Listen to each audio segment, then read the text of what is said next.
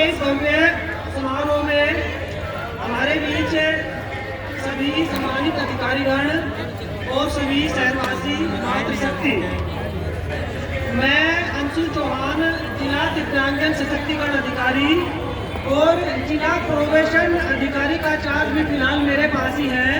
जिला प्रोबेशन अधिकारी माने महिला कल्याण विभाग। महिला कल्याण विभाग में बहुत सारी हमारी स्कीम होती है, जैसे विडो पेंशन और बहुत सारी स्कीम होती है, उनके बारे में मैं आपको बताऊंगा। और दिव्यांग का मतलब यानी जो पहले विकलांग शब्द का इस्तेमाल किया जाता था, अब उसकी जगह दिव्यांग शब्द का इस्तेमाल किया जाता है। तो जो विभाग दिव्यांग जनों की योजनाएं संचालित करता है उसको दिव्यांगजन सशक्तिकरण विभाग कहते हैं।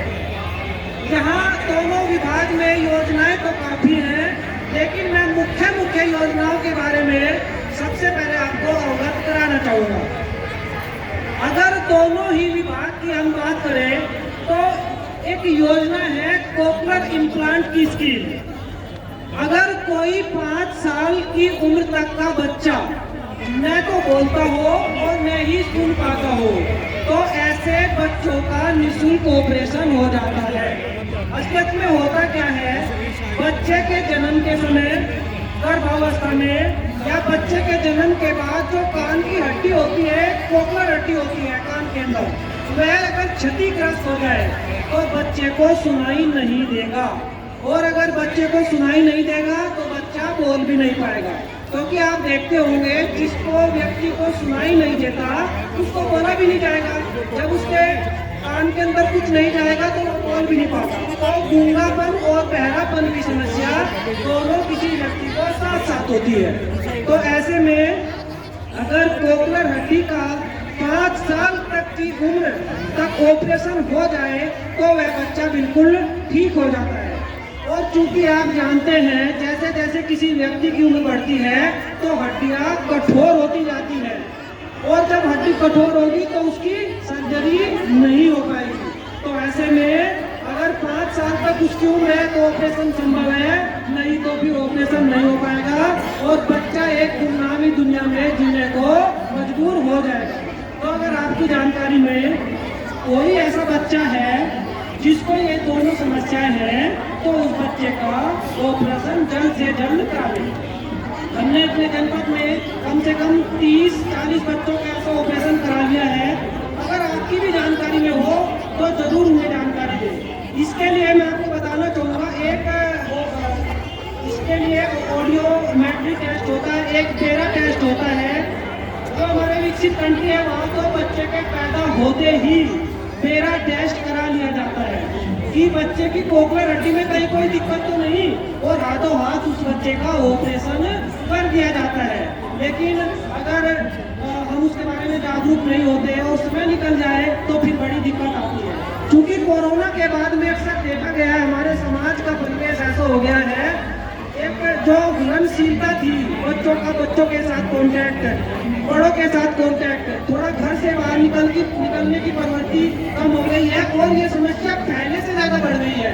तो सभी माताएं बहनें, सभी बुजुर्ग यहाँ जो भी हैं इस योजना के बारे में जानकारी ले और हमारे विभाग में संपर्क करें, दिव्यांग विभाग में, और ऐसे बच्चों की जानकारी दे। बच्चे का निःशुल्क ऑपरेशन हो जाएगा। क्योंकि अगर इस बच्चे का, ऐसे बच्चों का प्राइवेट अस्पताल में आप ऑपरेशन कराएंगे तो 6 लाख से लेकर 8 लाख तक का खर्च आता है। विभाग बिल्कुल निःशुल्क कराएगा, उसमें कोई भी धनराशि आपसे नहीं ली जाएगी। एक ऐसी ही मुख्य स्कीम मैं आपको बताना चाहूँगा, बाल सेवा योजना।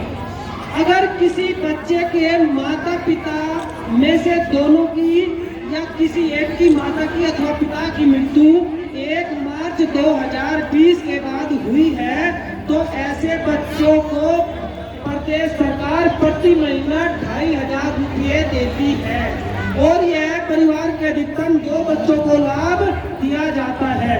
इसमें बच्चों को लाभ उनके 23 साल की उम्र होने तक या स्नातक होने तक दिया जाएगा। इस योजना में ऑफलाइन फॉर्म भरा जाता है और प्रोबेशन विभाग में फॉर्म जमा होगा और बच्चे को 2 से 3 महीने बाद पैसा मिलना शुरू हो जाता है। एक तीसरी योजना के बारे में बताना चाहूँगा। आपने देखा होगा दिव्यांग जनों हाथ से चलाने वाली। और अब एक नई स्कीम शुरू हुई है, उस स्कीम का नाम है मोटराइज्ड ट्राईसाइकिल। अभी आपने सड़कों पर किसी दिव्यांग भाई बहन को जरूर देखा होगा, उसको बैटरी से चलने वाली मोटराइज्ड ट्राईसाइकिल दी जाती है। अगर कोई दिव्यांगजन चलने से बेहद लाचार है, बेहद लाचार का मतलब अगर उसकी दिव्यांगता 80% या उससे ऊपर की है, तो उसको वह मोटराइज्ड ट्राईसाइकिल प्रदान की जाती है। यह मोटराइज्ड ट्राईसाइकिल अगर कीमत की बात की जाए तो 42,000 की कीमत इसकी होती है। एक दिव्यांग से ले पाना थोड़ा मुश्किल होता है, ऐसे में सरकार द्वारा निःशुल्क रूप से मोटराइज्ड ट्राईसाइकिल दिव्यांगजनों को दी जाती है।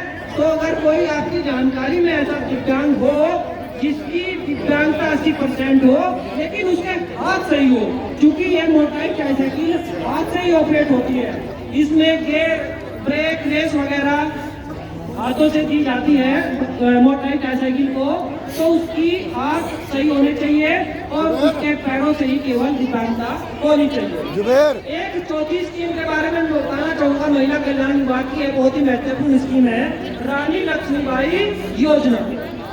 इसमें देखो मैं आपको बताऊंगा, हमारे समाज में कुछ अपराध होते हैं जो घिनौने किस्म के अपराध होते हैं। महिला छोटी छोटी बच्चों के साथ न हो, किसी के साथ ऐसी घटना हो, लेकिन अगर हो जाती है तो सरकार ऐसी बच्चियों को, ऐसी महिलाओं को आर्थिक लाभ देती है। और मैं आपको इन घटनाओं के नाम बताऊंगा। एक हमारी जो घटना होती है रेप की घटना, दूसरी सामूहिक रेप की घटना, एक हमारा जो तेजाब पीड़ित कोई हमारी बच्ची होती है, महिलाएं होती है, उनको भी लाभ दिया जाता है इस स्कीम के अंतर्गत। कोई हमारा पोक्सो का नाम सुना होगा, जो छोटी छोटी बच्चियां होती है 18 साल से नीचे की, उनके साथ कोई घिनौनी हरकत हो जाती है, उनको भी इस योजना का लाभ दिया जाता है। दहेज के कारण कोई मृत्यु हो जाए, कोई बहू मार दी जाए, तो उसके योजना के अंतर्गत उसको भी दिया जाता है। और इसमें 3 लाख से लेकर 10 लाख तक का लाभ दिया जाता है। घटना की जो प्रवृत्ति है उसके आधार पर उसको देखते हुए इसमें 10 लाख तक की त्वरित मदद दी जाती है। लेकिन इसके बारे में एक चीज जरूरी है कि इसमें एक तो FIR होनी जरूरी है और एक दूसरा मेडिकल टेस्ट होना जरूरी है, क्योंकि हमारे समाज का जो ताना बाना है उसमें अक्सर देखा गया है, अगर हमारी बेटियों के साथ, बहनों के साथ ऐसी कोई घटना हो जाती है तो हम एक इज्जत का नाम लेकर पुलिस में रिपोर्ट लिखवाने से कतराते हैं, मेडिकल करवाने से कतराते हैं। तो मेरा आप सभी से यही कहना है, इसमें आप बिल्कुल भी न शर्म करें, न डरे, न घबराए। जो पीड़ित होता है उसका नाम गोपनीय रखा जाता है और उनको अगर वह डॉक्यूमेंट की पूर्ति करेगा तो उसके जल्द से जल्द 3 लाख से लेकर 10 लाख तक की मदद महिला कल्याण एवं बाल विकास विभाग द्वारा दी जाती है। क्योंकि इसमें अक्सर ऐसा होता है, जो हमारी बच्चियां होती है डरी रहती है, सहमी रहती है, और इसमें मेडिकल बहुत देर से हो पाता है। और चूंकि 72 घंटे में मेडिकल होना ऐसी घटनाओं में जरूरी होता है, परंतु अगर बच्ची सहमी है, डरी है और मेडिकल वह बाद में भी कराती है, तो उसके ऊपर जिला स्तरीय कमेटी विचार करती है और परिस्थितियों को देखते हुए उसे भी योजना के अंतर्गत ले लिया जाता है। एक चौथी स्कीम के 5वीं स्कीम के बारे में बताना चाहूँगा। महिला कल्याण विभाग में महिलाओं को सुरक्षा देने के लिए, महिलाओं को सशक्त करने के लिए एक आपने नाम सुना होगा वन स्टॉप सेंटर का। जैसे एक फीमेल हेल्पलाइन होता है 181, आप जानते हो। अगर कोई महिला पीड़ित है, ससुराल में उसके साथ कोई घटना हो जाती है, छेड़छाड़ हो जाती है, या उसको शारीरिक शोषण किया जा रहा है, किसी भी तरीके से उसको प्रताड़ित किया जा रहा है, तो 181 पर हमारी यहाँ माताएं बहनें बैठी हैं, मैं इसके बारे में जागरूक करना चाहूँगा। 181 एक महिला हेल्पलाइन नंबर होता है। अगर आप इस पर कॉल करेंगे तो यह call one stop centre Shamli को जाएगा। वन स्टॉप सेंटर शामली बनत जो ट्रांजिट हॉस्टल है वहाँ स्थापित है, और वन स्टॉप सेंटर सिर्फ और सिर्फ इसी उद्देश्य से बनाया जाता है ताकि ऐसी महिलाओं की मदद हो सके। अगर महिला आने में सक्षम है, घर से बाहर निकलने में सक्षम है और इन परिस्थितियों में है कि उसे प्रताड़ित किया जा रहा है ससुराल में या किसी जगह, तो हमारे यहाँ से हमारे पुलिस के साथ हमारी ओएससी की टीम आएगी और उस महिला को बचाकर उसको रेस्क्यू करके ले जाएगी। और ओएससी में 5 दिन तक कल्पवास होता है। ऐसी महिलाओं को 5 दिन तक रखा जाता है, उनकी काउंसलिंग की जाएगी, उनके परिवार वालों को बुलाया जाएगा, उनके सास ससुर पति को बुलाया जाएगा, कारण पूछा जाएगा आखिर क्या वजह है, आप इस तरीके से प्रताड़ित क्यों कर रहे हैं।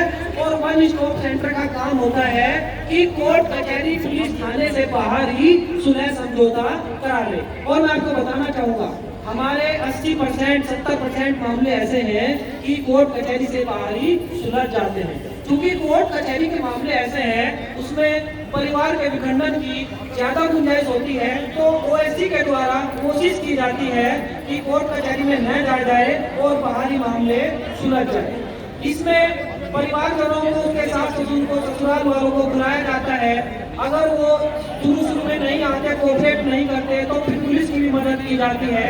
तो वन स्टॉप सेंटर के बारे में आप जागरूक होइए और दूसरी माताएं बहनें उनको भी जागरूक कीजिए। एक मैं ऐसे ही जो एक हेल्पलाइन है, चूंकि महिला कल्याण विभाग के साथ बाल विकास बाल कल्याण विभाग भी यह होता है, और बच्चों के लिए भी एक ऐसी ही हेल्पलाइन है 1098। हमारी बहुत सारी हेल्पलाइन होती है 10 सेंटर, जैसे 1076 का आपने नाम सुना होगा, सीएम हेल्पलाइन होती है।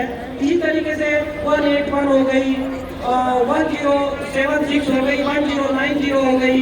तो 1098 जो हेल्पलाइन है वह चाइल्ड हेल्पलाइन है।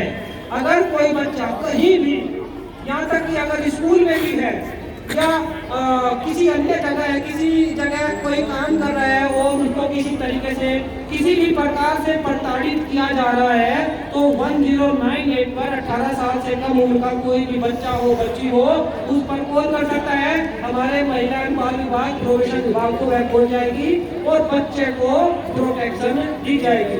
सभी माताएं बहनें भाई बंधु सभी से मेरा यह आग्रह है कि अपने बच्चों को 1098 के बारे में जरूर अवगत कराएं। उन्हें यह अवगत कराएं कि अगर किसी परेशानी में आप हैं तो इस नंबर पर कॉल जरूर करें। 24 घंटे यह सुविधा मिलती है, बच्चे को 24 घंटे किसी भी समय मदद की जाएगी। एक दिव्यांग विभाग से संबंधित योजना के बारे में और बताऊंगा मैं आपको। अगर कोई दिव्यांग है और वह बस में यात्रा करता है तो उसको निःशुल्क यात्रा प्रदान की जाती है। यूपी रोडवेज की जो भी बसें होगी उसमें उसको ताउम्र निःशुल्क यात्रा दी जाएगी। और अगर 80% या उससे ऊपर का दिव्यांग है तो उसके परिजन, एक परिजन को, जैसे मानकर चलिए किसी का बच्चा दिव्यांग है और उसकी दिव्यांगता 80% या उससे ज्यादा की है, तो उसके मम्मी पापा में से कोई एक जना होगा, उसको भी बस में निःशुल्क रूप से यात्रा कराई जाएगी। पहले क्या होता था, जो हाथ से लिखाई वाला दिव्यांग प्रमाण पत्र होता था उसी के माध्यम से निःशुल्क यात्रा करा दी जाती थी, लेकिन अब यूडीआईडी कार्ड अनिवार्य हो गया है। एक आधार कार्ड की तरह छोटा सा कार्ड होता है, उस कार्ड को बनवाना पड़ता है, ऑनलाइन आवेदन करना होता है और 10 से 15 दिन बाद वह यूडीआईडी कार्ड जनरेट हो जाता है और उसके माध्यम से निःशुल्क यात्रा हो जाती है। तो अगर आपके संपर्क में कोई ऐसा दिव्यांग भाई बहन है तो आप उसकी मदद करें और इस कार्ड के बारे में जरूर अवगत कराएं। इसी तरीके से दिव्यांगजनों को एक रेल पास भी दिया जाता है। रेल में भी भारी कंसेशन 75% तक का कंसेशन दिव्यांगजनों को दिया जाता है। इसके अतिरिक्त हमारे विभाग में, दिव्यांग विभाग में और वेड़ो इसमें महिला कल्याण विभाग में जो पेंशन की योजनाएं हैं, बहुत ही पुरानी स्कीम है, हालांकि सभी लोग इनके बारे में जानते हैं, लेकिन थोड़ा अवगत कराना चाहूँगा। जो विडो पेंशन है, कोई महिला अगर किसी भी उम्र में, पहले क्या होता था 60 साल से ऊपर जो महिलाएं होती थी अगर विडो में तो उनका ओल्ड एज पेंशन में आवेदन होता था, लेकिन अब ऐसा नहीं है। अब जो नवीन प्रक्रिया है उसमें 60 साल से ऊपर की भी अगर उम्र है तो विडो पेंशन में उसका आवेदन हो सकता है। और विडो पेंशन में आवेदन के लिए 2-3 चीजें जरूरी होती है। एक तो सबसे महत्वपूर्ण पति का मृत्यु प्रमाण पत्र, जो विडो है उसका आधार कार्ड, विडो का आय प्रमाण पत्र। आय प्रमाण पत्र के बारे में बताना चाहूंगा, आय प्रमाण पत्र विडो लेडी का ही लगेगा और इसमें 2 लाख वर्ष से ज्यादा का आय प्रमाण पत्र उनका नहीं होना चाहिए। विडो का का मतलब तो आप खैर समझते होंगे, विधवा पेंशन। विडो अंग्रेजी का शब्द है, विधवा हिंदी का शब्द है। क्योंकि विधवा शब्द का नाम भी अब नहीं लिया जाता, विधवा की जगह निराश्रित महिला का नाम लेना उचित होता है। इसलिए मैं आपको बताना चाहूंगा, अगर विधवा आप कहेंगे तो उसकी जगह आप निराश्रित महिला अथवा इंग्लिश में विडो कह सकते हैं। तो इस पेंशन में 2 लाख तक की आय सीमा होनी चाहिए और सास ससुर के नाम से आय प्रमाण पत्र नहीं होगा, न उसके माँ बाप के नाम होगा, विडो लेडी के नाम ही होना चाहिए और एक उसका बैंक खाता हो, किसी के साथ ज्वाइंट न हो। तो ये इसमें डॉक्यूमेंट अपलोड होंगे। आवेदन करने के बाद आवेदन की हार्ड कॉपी और समस्त जो डॉक्यूमेंट है मैंने बताए उनकी फोटो कॉपी अपने विकास खंड में, और अगर आप शहरी क्षेत्र है तो आपका तहसील में, जो यहाँ की तहसील लगती है शामली, वहाँ आप इसको जमा कर देंगे। बस आपका इतना काम होगा और 3 महीने के अंदर आपकी पेंशन आनी शुरू हो जाएगी, 1000 रुपया प्रति महीना। और मैं आपको ये भी बता देना चाहता हूँ कि प्रति महीना पेंशन नहीं आती, चाहे ओल्ड एज पेंशन हो, विडो पेंशन हो या दिव्यांग पेंशन हो। प्रति महीना 1000 रुपये पेंशन 3 महीने में आएगी, यानी 3 महीने में 3-3 हजार रुपये के हिसाब से साल में 4 बार पेंशन आती है, हमारी जो 3 प्रकार की पेंशन है। तो ये इसमें विडो पेंशन का हुआ। इसी तरीके से दिव्यांग पेंशन के बारे में मैं आपको बताऊंगा। दिव्यांग पेंशन में एक तो मस्ट है कि उसका दिव्यांग प्रमाण पत्र हो किसी दिव्यांगजन का, और दिव्यांग प्रमाण पत्र 40% से कम का ना हो। अब आप ये कहेंगे कि 40% का क्या मतलब है? देखिए, दिव्यांगजनों को उनकी दिव्यांगता के ऊपर परसेंटेज मिलती है और जिसकी दिव्यांगता बढ़ती चली जाती है उसका परसेंटेज भी बढ़ता चला जाता है। एक उदाहरण के माध्यम से मैं आपको बताऊंगा। ऐसा कुछ लोग भी सवाल पूछते रहते हैं कि हमारी हाथ की एक उंगली कटी है तो कितनी दिव्यांगता आएगी, क्या हम दिव्यांग माने जाएंगे? नहीं। एक हाथ की एक उंगली अगर कट गई तो अधिकतम 8% की दिव्यांगता मिलेगी, दूसरी उंगली कट जाएगी तो 5%। तो इस तरीके से जो टोटल हमारी 4 उंगली होती है हाथ की, अगर यह कट जाती है तो उसको 25% की अधिकतम दिव्यांगता मिलेगी और 25% की दिव्यांगता पर किसी को दिव्यांग नहीं माना जाएगा। जब तक किसी की 40% दिव्यांगता नहीं आ जाती उसको दिव्यांग नहीं माना जाता। उसका कारण क्या है? एक जैसे हमारी किसी की अगर एक आंख क्षतिग्रस्त है, एक आंख से बिल्कुल नहीं दिखाई देता, उसकी दिव्यांगता 30% की आती है, 2 आंखों पर 100% की आ जाएगी। तो अगर किसी की एक आंख सही है दूसरी आंख सही नहीं है तो उसको भी दिव्यांग नहीं माना जाएगा। इसके लिए आपके मन में एक बात आई होगी, ऐसा क्यों है? इसके लिए हम दिव्यांगता की परिभाषा के ऊपर विचार करेंगे। ये बात बहुत महत्वपूर्ण है, आप इसे ध्यान से सुनिए। बहुत सारे आपके मन में जिज्ञासा आती होगी कि क्या यह व्यक्ति दिव्यांग है? और कोई तो आप ऐसे भी हमें मिलते हैं कि एक आंख का व्यक्ति अपने को दिव्यांग समझता है। मैं आपको बता देता हूँ, किसी भी सरकारी कागज पर उसको दिव्यांग नहीं माना जाएगा। अब मैं दिव्यांगता की परिभाषा बताना चाहूंगा। एक व्यक्ति अपने शरीर के किसी क्षतिग्रस्त या कमजोर हो चुके या पूर्ण रूप से नष्ट हो चुके हिस्से की वजह से, जिसका उसने यथासंभव इलाज करा लिया हो लेकिन फिर भी उस हिस्से की वजह से उसे अपना सामान्य दैनिक जीवन जीने में बेहद कठिनाई शब्द का इस्तेमाल किया है आ रही हो, तो उस हिस्से की वजह से उस व्यक्ति को दिव्यांग माना जाता है। देखिए, अगर किसी की 4 उंगली कट जाती है, एक बार अपना हाथ दिखाना, अगर 4 उंगली यहाँ से कट जाती है ऐसे, तो आप कहेंगे कि वह सामान्य दैनिक जीवन कैसे नहीं जी पाएगा, क्योंकि हाथ का अंगूठे से ऊपर का जो इतना हिस्सा है उससे वह माइक भी पकड़ लेगा, गिलास भी उठा सकता है, बस का हैंडल भी पकड़ लेगा, यानी वह अपना सामान्य जीवन जी लेगा, उसको बेहद कठिनाई नहीं आ रही। अगर हाथ यहाँ से अंगूठे के यहाँ से ऐसे कट हो जाता है, ये बहुत सामान्य बात है, आप इनको समझिए। अगर हाथ यहाँ से कट गया तो फिर अंगूठे के ऊपर का जो हिस्सा है वो खत्म हो जाएगा और किसी चीज को पकड़ नहीं पाएगा, तो दिव्यांगता 40 से 45% आ जाएगी, तो ऐसे में उनको दिव्यांग माना जाएगा। अब अगर किसी की एक आंख सही है और दूसरी आंख बिल्कुल डैमेज हो चुकी है, उसको भी दिव्यांग नहीं माना जाएगा। क्यों? क्योंकि एक आंख का व्यक्ति अपना सामान्य जीवन जी लेता है। सामान्य जीवन का मतलब क्या होता है?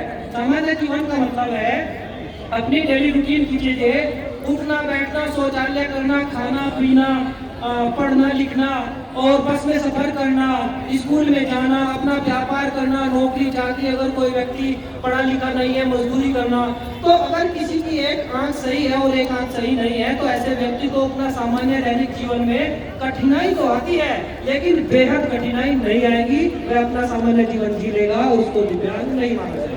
तो ऐसे में बहुत सारी हमारी परसेंटेज लगातार बढ़ती चली जाती है। अगर किसी का हाथ कोहनी से ऊपर कटा है तो उसकी 80% दिव्यांगता आ जाएगी, कंधे से कटा है तो 90% आ जाएगी, घुटने से ऊपर कटा है तो 80% आ जाएगी, घुटने से नीचे कटा है तो 75% आएगी, कुल्ले से कटा है तो 90% आ जाएगी, अगर कुल्ला भी कटा है तो 100% आ जाएगी। तो इस तरीके से हमारी दिव्यांगता परसेंट का निर्धारण किया जाता है, और जब किसी का 40% दिव्यांगता हो जाती है तो वह दिव्यांग पेंशन का पात्र माना जाता है और उसको दिव्यांग पेंशन बन जाएगी। तो इसमें एक तो हमारा सर्टिफिकेट हो गया 40% का दिव्यांग प्रमाण पत्र, दूसरा हमारा हो गया आय प्रमाण पत्र। आय प्रमाण पत्र जैसे विडो पेंशन में 2 लाख तक का चलता है, इसमें यहाँ 40,000 साल भर से ज्यादा उस दिव्यांग की आय नहीं होनी चाहिए, और यहाँ दिव्यांग की आय मैं मानकर उनके परिवार की मानी जाएगी। अगर किसी की शादी नहीं हुई है, कोई दिव्यांग है, तो उसके मम्मी पापा में से अगर पापा उसका जीवित है तो उसकी आय प्रमाण पत्र मानी जाएगी, अगर पापा जीवित नहीं है मम्मी की मानी जाएगी, और अगर दिव्यांग शादीशुदा है तो फिर खुद दिव्यांग की मानी जाएगी, और अगर कोई लड़की दिव्यांग है तो उसके पिता की मानी जाएगी जब तक उसकी शादी नहीं हो जाती, और अगर शादी हो जाती है तो उसके हस्बैंड की आय प्रमाण पत्र लगेगी। शहरी क्षेत्र में 56,000 की सीमा हो जाती है, जैसे जलालाबाद का शहरी क्षेत्र है तो यहाँ 56,000 की आय सीमा दिव्यांग पेंशन में चलेगी।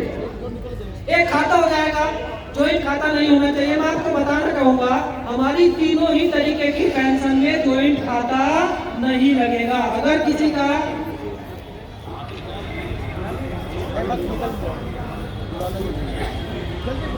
सभी योजनाओं का लाभ उठा लेंगे। एक अपनी तीनों ही पेंशन में केवाईसी आप करा लें, क्योंकि केवाईसी के अभाव में बहुत सारे दिव्यांग भाई बहनों की विडो पेंशन की और ओल्ड एज पेंशन नहीं आ रही, तो अपनी विभाग में जाकर करा ले। और हाँ, एक नंबर मैं अपना प्रोवाइड करूंगा, हेल्पलाइन नंबर है। जितनी बात मैंने बताई आप व्हाट्सएप नंबर के माध्यम से मुझसे संपर्क कर सकते हैं। मेरा नंबर जरूर लिख ले, 8791 491011 8791491011। किसी भी समय आप मुझसे व्हाट्सएप पर संपर्क कर सकते हैं, और किसी आगे योजना का लाभ लेना चाहते हैं तो जरूर संपर्क करें। इन्हीं शब्दों के साथ मैं अपनी वाणी को विराम देता हूँ। आपने इतने शांतिपूर्वक सुना, आप सभी का बहुत बहुत धन्यवाद।